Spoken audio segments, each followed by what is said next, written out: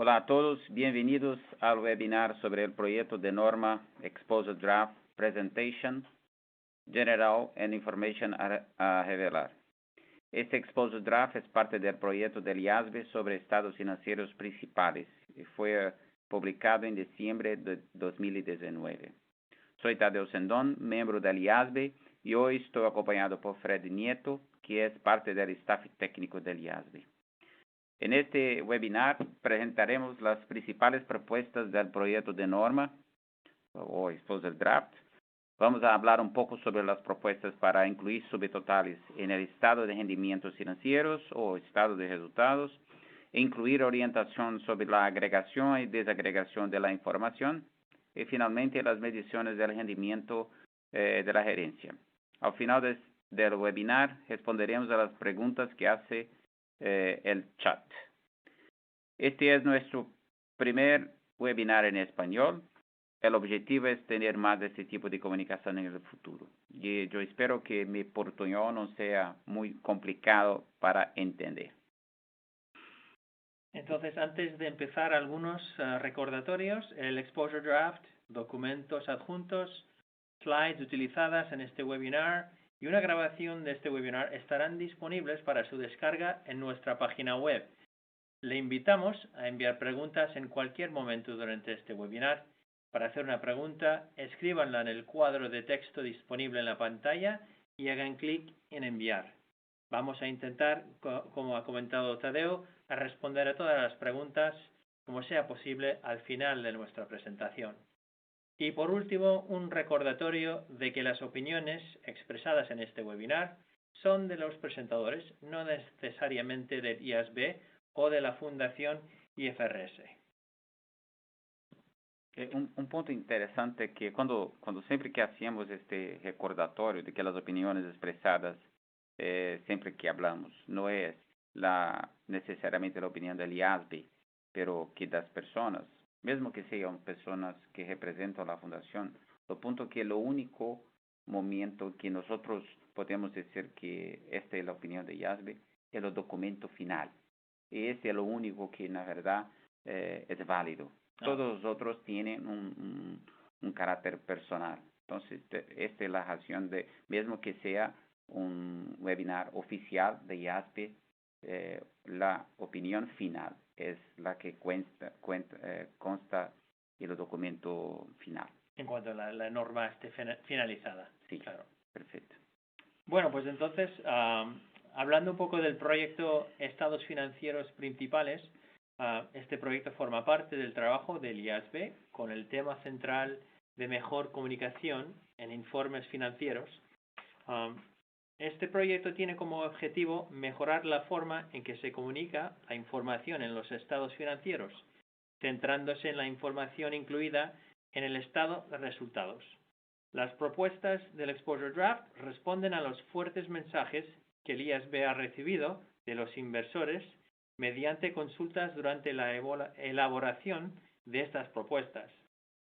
Como has mencionado, Tadeo, el Exposure Draft ya se ha publicado y el periodo de comentario es hasta finales de junio del 2020. Esperamos que este webinar ayude a los participantes a comprender las principales propuestas del proyecto de norma y, por lo tanto, ayude en el desarrollo de comentarios sobre las propuestas. Como ya he comentado, las propuestas en el Exposure Draft responden a los fuertes mensajes de los inversores. Entonces ahora, Tadeo, te voy a preguntar que nos expliques un poco más sobre cómo las propuestas del IASB responden a estos mensajes que hemos recibido. Gracias, Fred. Con este proyecto en la agenda, el IASB llevó a cabo investigaciones con los inversores, los outreach, conversaciones one-to-one, para identificar las principales áreas de la información financiera en la que nosotros tenemos que centrarse. Hemos escuchado 3 preocupaciones principales. La primera es sobre la estructura y el contenido del estado de resultado de rendimientos financieros. Se quejaron de que la falta de coherencia en la presentación de esta información. Lo que nosotros estamos a propor es definir y requerir algunos subtotales. La segunda preocupación se refiere a la calidad de desagregación y agregación de los estados financieros. Dijeron que a veces no obtienen la información que necesitan para tomar decisiones, o que nosotros podemos incluir una mayor orientación sobre la agregación y desagregación de la información en los estados financieros. Y finalmente, la tercera preocupación de los inversores es la medida de rendimiento definidas por la gerencia, o non-GAAP measures. La gerencia generalmente revela esta información, especialmente a las empresas que cotizan en bolsa, y a los inversores les gusta y utilizan esta información.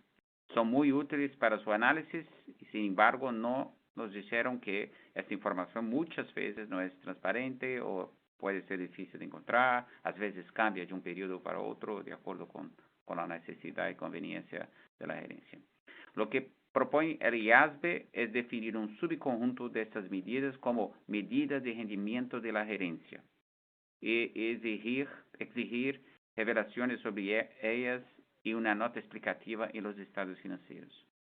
Estas son las principales propuestas del Exposure Draft. Entonces, solo, si podemos decir, concentrar en 3 grandes cambios que tenemos en relación a lo que hay hoy en la NIC 1. Y por supuesto, la propuesta termina cambiando en consecuencia algunos otros pronunciamientos. Hay también otros pequeños pero importantes cambios, por ejemplo, en la NIC 7, que de estado de flujos de efectivo, especialmente relacionadas con la clasificación de los intereses y dividendos, donde hay una opción y no tenemos más esas opciones. Gracias, Tadeo. Este es el primer webinar que hacemos en español y nuestro objetivo, por lo tanto, es dar una visión general de la propuesta, sin entrar en los detalles. Y también en el futuro tenemos como objetivo tratar de hacer otros seminarios web, incluyendo la producción de otros materiales en español, no solo sobre este proyecto, sino sobre otros proyectos del IASB también. Por supuesto, esto depende de la recepción y los recursos, pero trataremos de trabajar en esa dirección en el futuro. Ahora, comenzando con las propuestas sobre subtotales en el estado de resultados. Actualmente, la NIC 1 requiere la presentación de una partida de ingresos y una partida de resultado del periodo, pero entre estas dos partidas no requiere ningún subtotal específico. Esto da como resultado diversidad en la presentación y cálculo de subtotales, incluso entre entidades del mismo sector.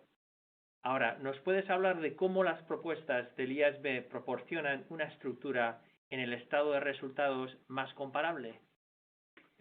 Sí. Yo gosto de decir que para entender todos esos cambios de propuestas, nosotros tenemos que mirar a este ejemplo por 5 minutos en silencio. Porque este refleja muy bien lo que nosotros estamos a proponer. El IASB propone 3 subtotales y 4 categorías o secciones en el estado de resultado para dar más disciplina y estructura. Se puede ver en este slide los nuevos subtotales resaltados y a la derecha en la columna las nuevas categorías o secciones. Y en algún momento nosotros nos referimos a secciones también. Este ejemplo ilustra una posible presentación adoptada por una empresa, pero no significa que todas las partidas, line items que mostramos aquí, sean obligatorios. Se ve muy claramente que en la parte superior del estado de resultado, la categoría de operación y el subtotal de resultado de las operaciones. Entiendo que el resultado de las operaciones es uno de los subtotales más utilizados por las empresas, ¿verdad? Sí, y en este caso, para explicar un poco las quejas de los inversores, es bueno referirse a la investigación realizada por el IASB. En una muestra de 100 empresas, 63 presentaron el subtotal de resultados de las operaciones, pero dado que ese subtotal, resultado de las operaciones o beneficio operativo, mesmo dentro de español hay algumas variables, no está definido en la NIC 1. En esta muestra del IASB observó que al menos 9 definiciones diferentes de resultados de las operaciones. Entonces, el IASB espera que la propuesta de definir y exigir a las entidades que presenten resultados de las operaciones proporcionen una mejora significativa de los informes financieros.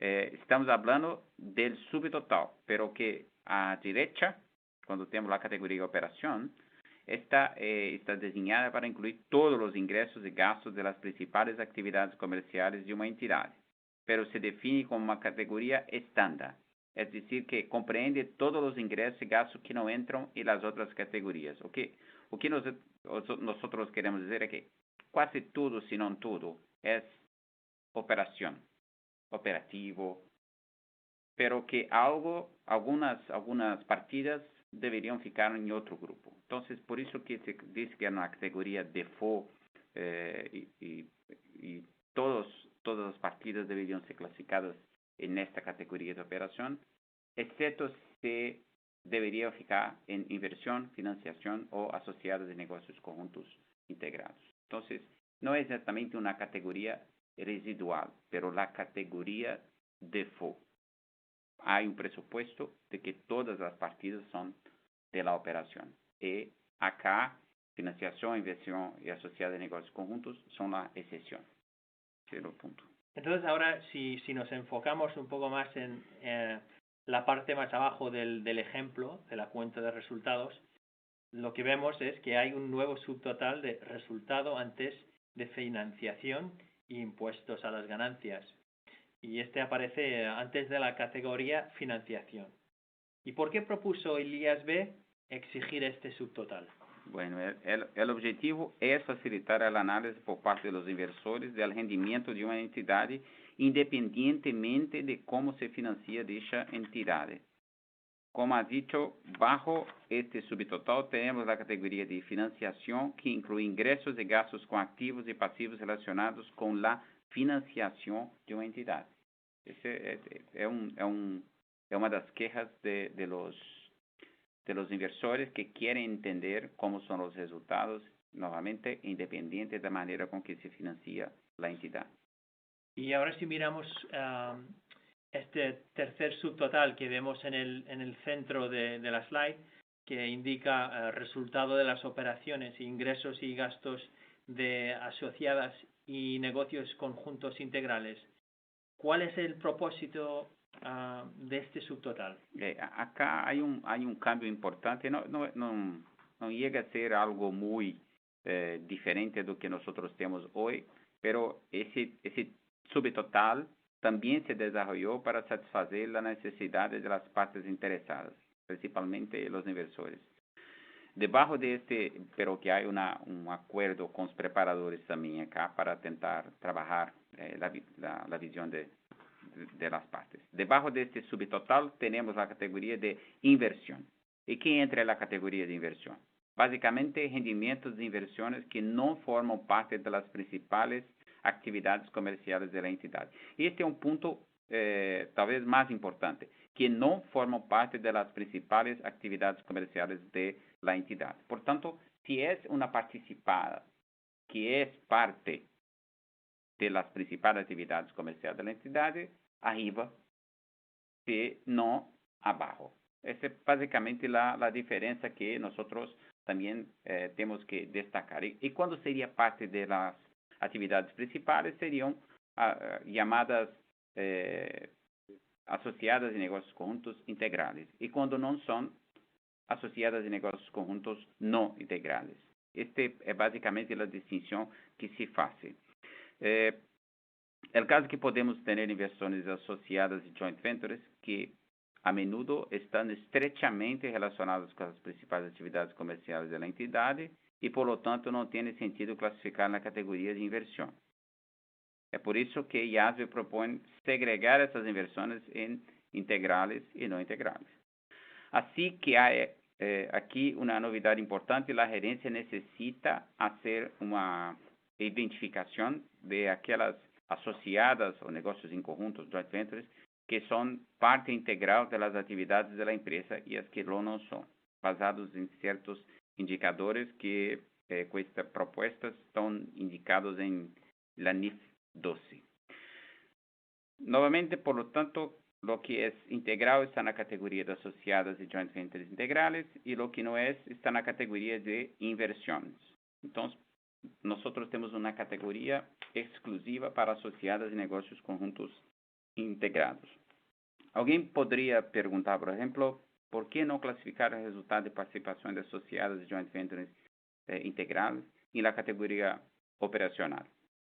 Bom, por duas razões. Em primeiro lugar, os inversores em geral, examinam o resultado dessas inversões por separado. Isto facilita, por exemplo, as análises das margens. Em segundo lugar, o resultado de participação é a linha de bottom line de la participada.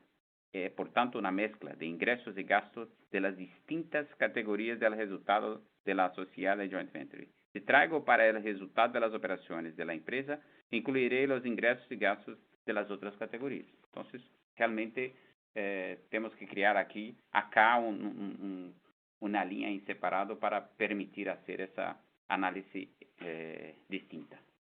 Sí, hay una cierta lógica en la estructura que esperemos que para los inversores les ayude en su análisis. Sí, ese es el propósito.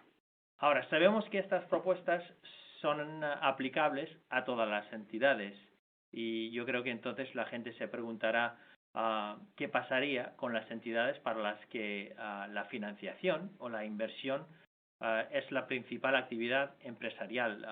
O sea, por ejemplo, ¿necesitaría un banco clasificar sus gastos por intereses en la categoría de financiación? No, la respuesta es no. Nosotros ya tenemos hoy una experiencia cuando se prepara lo estado de flujo de efectivos, que es distinta a la manera que clasificamos las partidas para instituciones financieras y para industria en general, por ejemplo. La propuesta del IASB es que en la categoría de operación incluya los ingresos y gastos de las principales actividades comerciales. Eso significa que si hablamos de un banco y aplica estas propuestas, clasificarán los gastos por interés en la categoría operación, en lugar de la categoría financiación. Otro ejemplo que nosotros tenemos, entidades de inversión. Se clasifica como ingresos y gastos de inversión en la categoría operativo, en lugar de en la categoría inversión. O sea, que guías el drive de clasificación son las principales actividades de la empresa. Muy bien. Ahora, con esto yo creo que hemos hecho un resumen de la parte sobre subtotales y lo que haremos ahora es tratar el segundo tema principal de las propuestas, que es sobre la preocupación de los inversores por la desagregación de la información, es decir, la separación de los elementos presentados en los principales estados financieros o revelados en las notas. Entonces, ¿nos puedes explicar un poco cómo propone el IASB responder a esta preocupación de los inversores? Claro, hablamos de los subtotales. Particularmente yo entiendo que en parte ya responden un poco a esta preocupación sobre la desagregación. Además, el IASB incluyó en el exposed draft las directrices para mejorar la forma en que se desagrega la información, abarcando tanto los estados financieros principales como las notas. Por ejemplo, en el exposed draft, el IASB presenta propuestas generales sobre el papel de los estados financieros principales y de las notas claramente descritas, incluyendo principios de agregación y desagregación. Está pensado para ayudar a las entidades a decidir el nivel adecuado de agregación y desagregación. El IASB también propone requisitos específicos para proporcionar información más útil sobre los elementos que generalmente se describen como otros, por ejemplo, otros gastos. Dentre las propuestas que hay en este exposed draft es que, por ejemplo, si nosotros usamos una línea de otros y nosotros amamos la línea de otros, los contadores gustan de la línea de otros, tiene que describir lo mayor ítem que se agregó en esta línea. Es una manera de permitir al usuario entender cómo los principios de agregación, por qué se agregó esos números en una línea, por ejemplo, de otro. Y también de nosotros, ¿quién de nos no procuró algo en el estado financiero y no encontró? Y algo que debería estar lá. Entonces, hay una queja muy común de los inversores que la manera con que las informaciones muchas veces son agregadas, desagregadas, ni siempre ayuda, facilita a descubrir dónde las informaciones están. Entonces, esa orientación, de cierta forma, va a ayudar ese proceso. Además, el IASB propone algunos requisitos específicos como las nuevas partidas, line items, que deben presentarse por separado. Por ejemplo, el slide cita ahí goodwill, plusvalía y partidas separadas para asociadas y negocios conjuntos,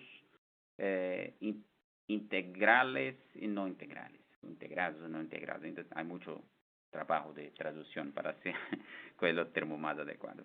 Por último, el Exposure Draft también propone que los requisitos de análisis de gastos operativos sean más sólidos. Por ejemplo, exigir que los ingresos y gastos operativos se presenten por naturaleza o función, el método más útil.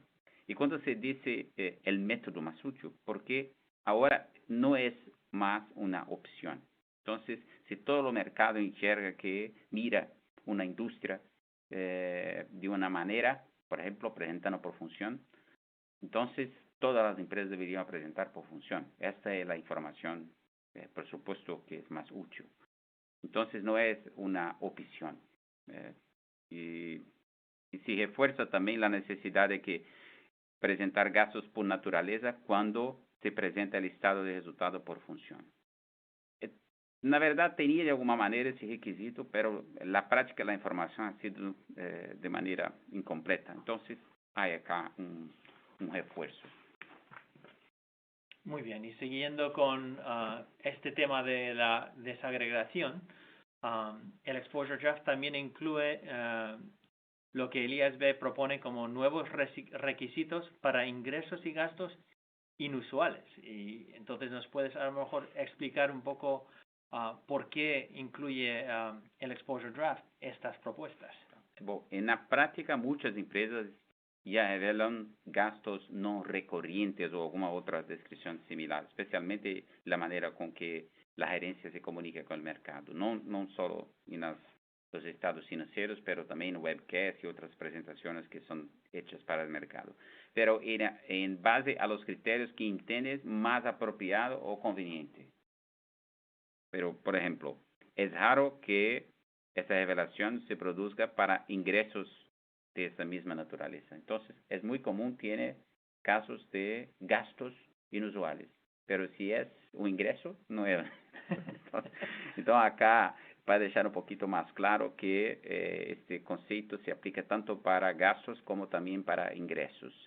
Y los inversores dicen que esa información es útil para pronosticar flujos de efectivo futuro, entonces hacer su poder predictivo, pero como he dicho, muchas veces no hay coherencia en la forma que se determinan e informan. El IASB propone proporcionar una definición de ingresos y gastos inusuales, como se ve en el slide, básicamente ingresos y gastos con valor predictivo limitado. Además, el IASB propone exigir revelaciones específicas en la nota. Nosotros vamos a hablar un poquito más después sobre mediciones del rendimiento de la gerencia. Esta información sobre ingresos y gastos inusuales puede estar en una nota en separado o junto con las medidas de rendimiento de la gerencia, que vamos a hablar un poquito más. Sí, perfecto. Ahora pasamos a este tercer tema, que es el de las propuestas del IASB sobre las medidas de rendimiento de la gerencia, o como muchos las llaman, medidas alternativas de rendimiento, o como comentaste antes, non-GAAP. Y con mucha frecuencia se ve que estas medidas tienen una relación con la información sobre los gastos inusuales.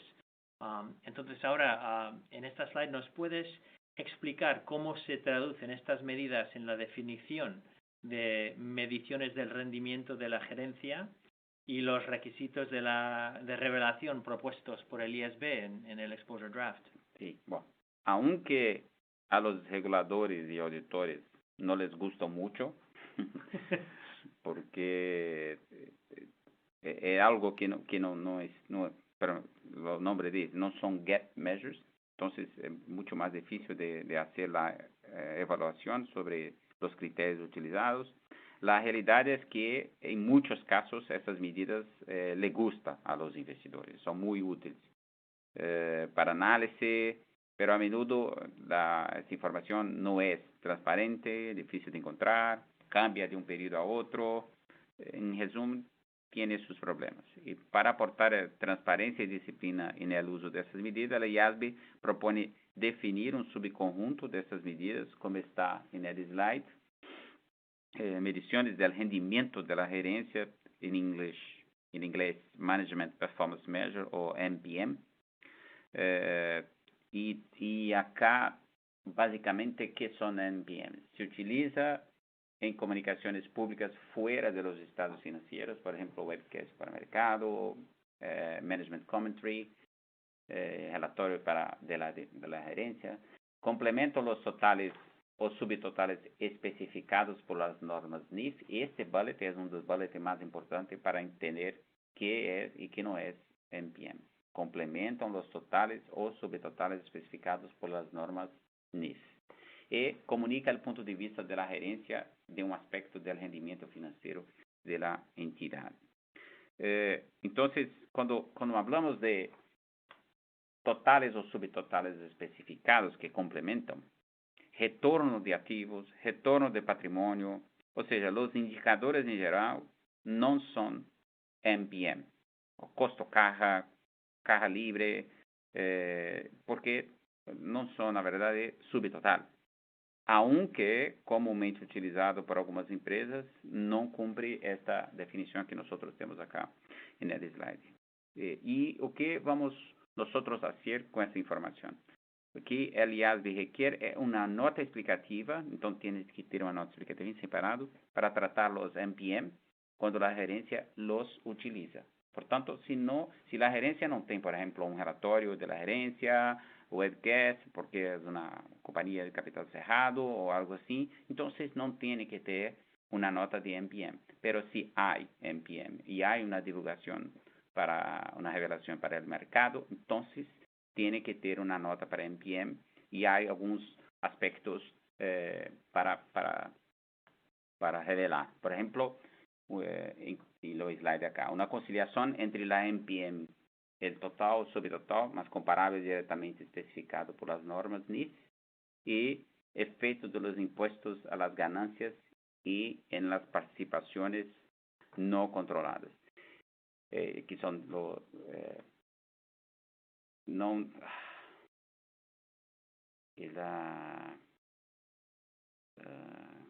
controlling interest. Los intereses minoritarios. Sí, los intereses minoritarios, perfecto. Entonces, y acá también tiene que la gerencia tendrá que explicar por qué entienden que esas medidas son medidas que describen de forma justa la posición de performance, de desempeño, de rendimiento de la compañía. Entonces, no es simplemente colocar un MPM que entiende que es bueno y por eso yo voy a hacer la revelación. Lo punto es que tiene que ser algo que hace sentido y la administración tiene que explicar por qué esta es una medida importante, clave para entidades.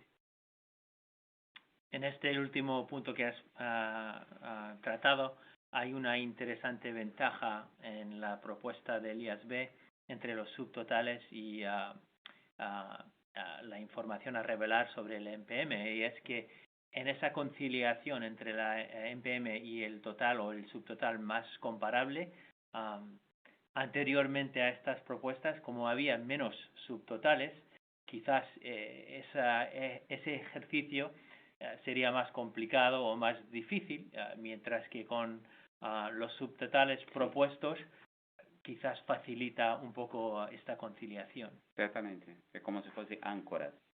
¿En qué? ¿Áncoras? Anclas. Anclas, ok, anclas.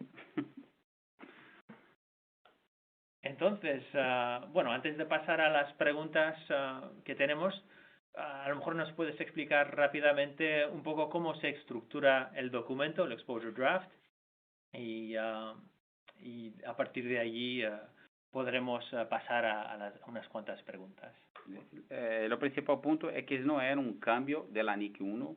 O que o IASB propõe é que, nesse Exposure Draft, uma vez finalizado, se converta em uma nova norma NIF, que irá substituir a NIC 1.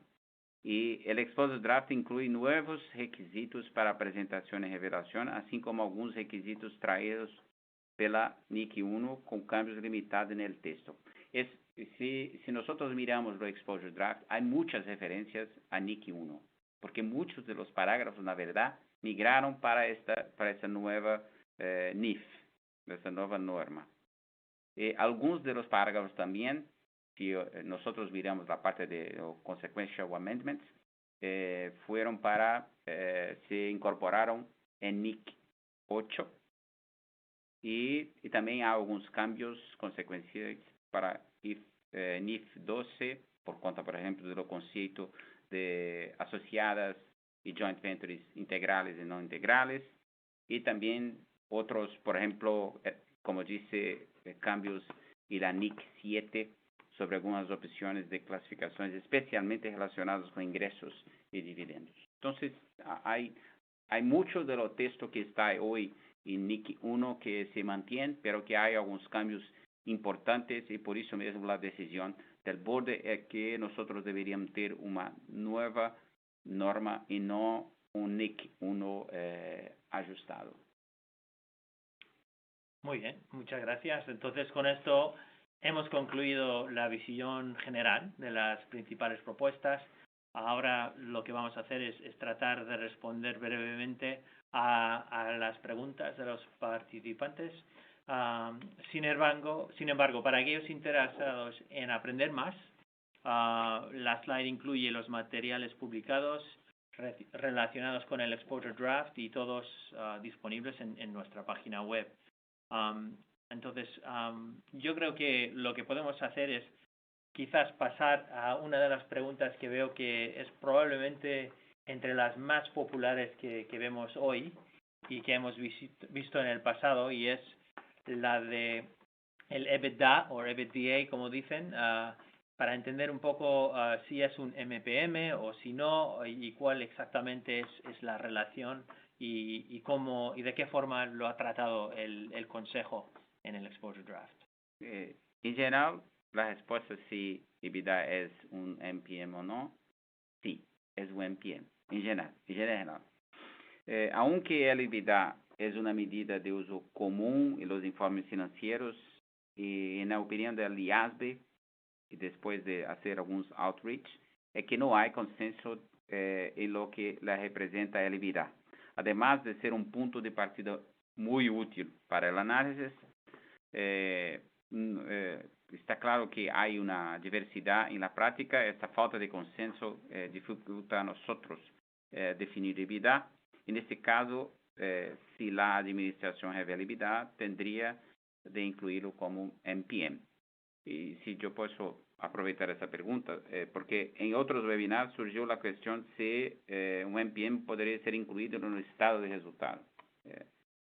Normalmente no hay problema de tener un MPM en la fase do estado de resultado, desde que no afecte la estructura de ese estado. Por ejemplo, si una empresa tiene como MPM algo próximo del resultado operativo antes de la depreciación y amortización, desde que presente el estado de resultado por naturaleza, podría poner el subtotal allí sin alterar la estructura del estado de resultado. Otra pregunta que veo es sobre un poco de descripción sobre la definición de gastos financieros y si se basa en el concepto del financiamiento del NIC 7. Entonces es la relación entre el estado de resultados y el de fluctuación de... yo entendí.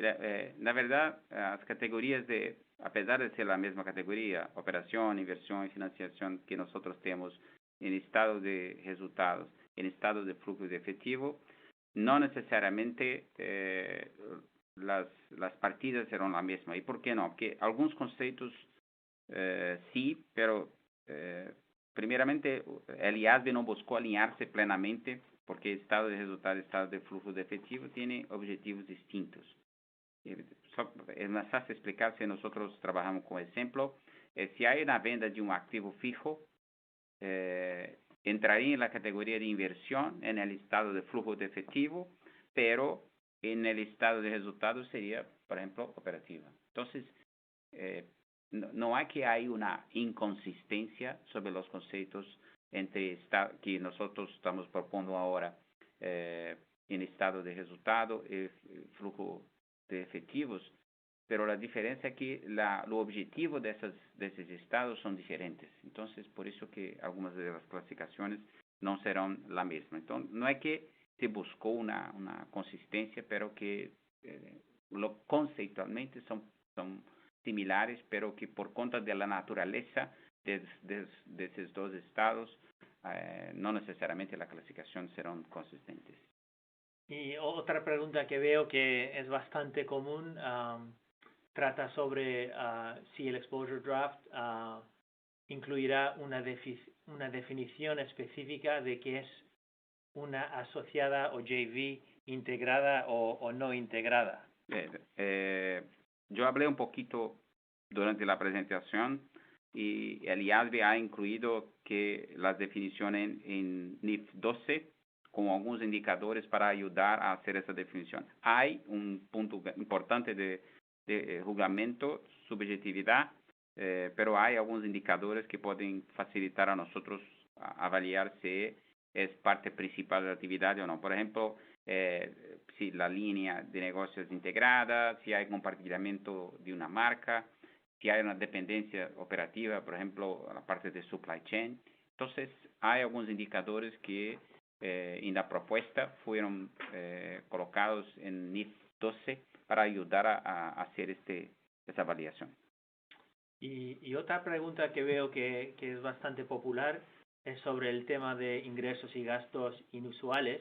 Hay participantes preguntando si hay ejemplos que podemos dar o preguntando si la venta de un activo fijo, se califica como actividad inusual y si se podrían dar más ejemplos.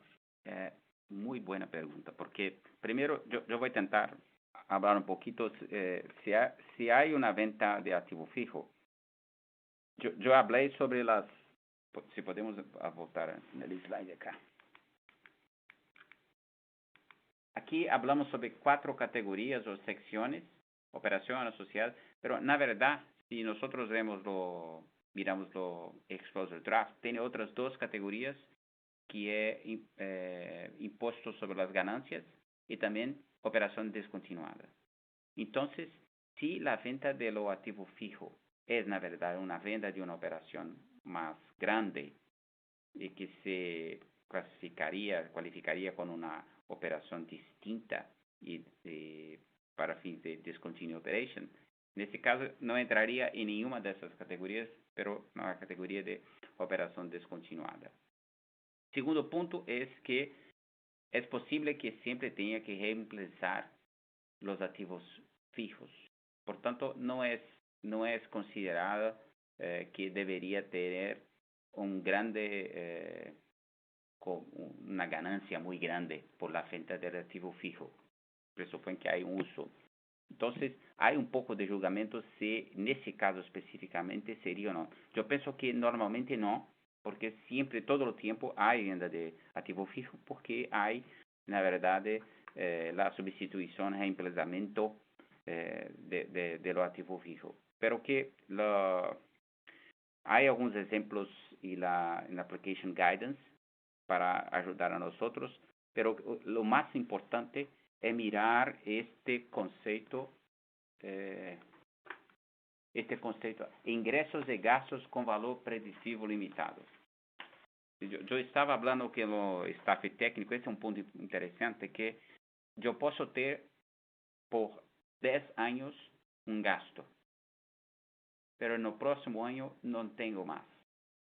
Este podría ser considerado un gasto inusitado. Entonces, no es solo algo que acontece una única vez. Es algo que no es muy importante y que no se espera va a acontecer en el futuro. Entonces, es un poquito más que simplemente algo que es one-off. Por ejemplo, una siniestralidad, algo que possa ser más relevante somente para aquel año. Lo punto es mirar lo futuro y si hay algo relevante ese año y que no se espera que va a se repetir por los años futuros, entonces ese sería un ítem, un ingreso, un gasto inusual.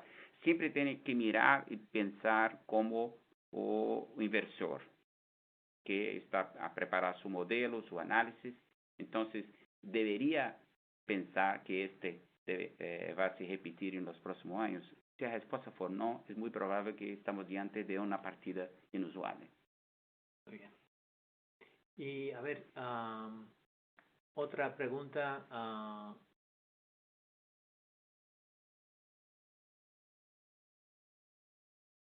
Hemos tratado de los ejemplos de las medidas MPM. Hay algunas que preguntan si en los MPM se puede dar un ejemplo también en el balance sheet, por ejemplo, agrupar los activos más líquidos. No sé si eso puede contar como MPM. No, na verdade, el NPM es siempre algo relacionado con estado de rendimentos. Entonces, y subtotal. Então, normalmente, hay algunos ratios que son basados, por ejemplo, rendimiento del capital o Sí, que combinan cifras del rendimiento con a lo mejor la balance sheet. Sí, retorno sobre activos, por ejemplo, retorno sobre patrimonio. Siempre que tiene esta cuestión de ratios, no sería un NPM. Y también nosotros tenemos que mirar los estados de rendimiento. Esta es la base para NPM. Y normalmente NPM es un subtotal. Entonces, un otro ejemplo que es común en la industria de retail, varejo, es que, por ejemplo, las ventas misma tienda. Este es muy común. ¿Esta sería un NPM o no? La respuesta es no, porque en este caso no es un subtotal, es una línea de ingreso que se destacó la misma tienda y tiendas nuevas, por ejemplo. Entonces, este no sería un NPM. Entonces, hay orientación suficiente en la Application Guidance para explicar esas cuestiones, esos detalles sobre NPM. Muy bien. Pues ya con eso hemos presentado el resumen del proyecto y hemos tomado el tiempo que habíamos planificado para este webinar. Entonces lo que haremos es, para las preguntas a las que no hemos contestado hoy, tenemos estas informaciones y nos podremos poner en contacto con los participantes interesados en darles una explicación o una ayuda en entender las intenciones del IASB en estas propuestas, en este proyecto. Nosotros estamos, porque este seminario también nosotros tenemos en Chinese, portugués, Spanish, English, muchos diferentes idiomas. Nosotros hemos usado las preguntas para hacer como si fuese un outreach para lo staff que es responsable por este proyecto. Y son muy buenas las preguntas. Algunas preguntas son muy parecidas y nosotros intentamos a resumir acá, pero que lo punto es que este es una oportunidad muy grande para nosotros entendermos un poco de las principales dudas. Nosotros tenemos un poco de recursos limitados acá para hacer los webinars y materiales en español. Tenemos que intentar ver si podemos hacer otros webinars para explicar un poco más en detalle, no solamente este proyecto, pero otros también. Ese año 2020 va a ser un año muy importante para nosotros. Y también, lo principal punto, yo tengo que parar de hablar, que tentar hacer los webinars cortos para no hacer una disruption en la agenda de todos. Por tanto, dejamos acá. Agradezco la participación de todos. Tenga un buen día o buena noche, depende de dónde estás. Muchas gracias. Muchas gracias y buenos días y hasta la próxima.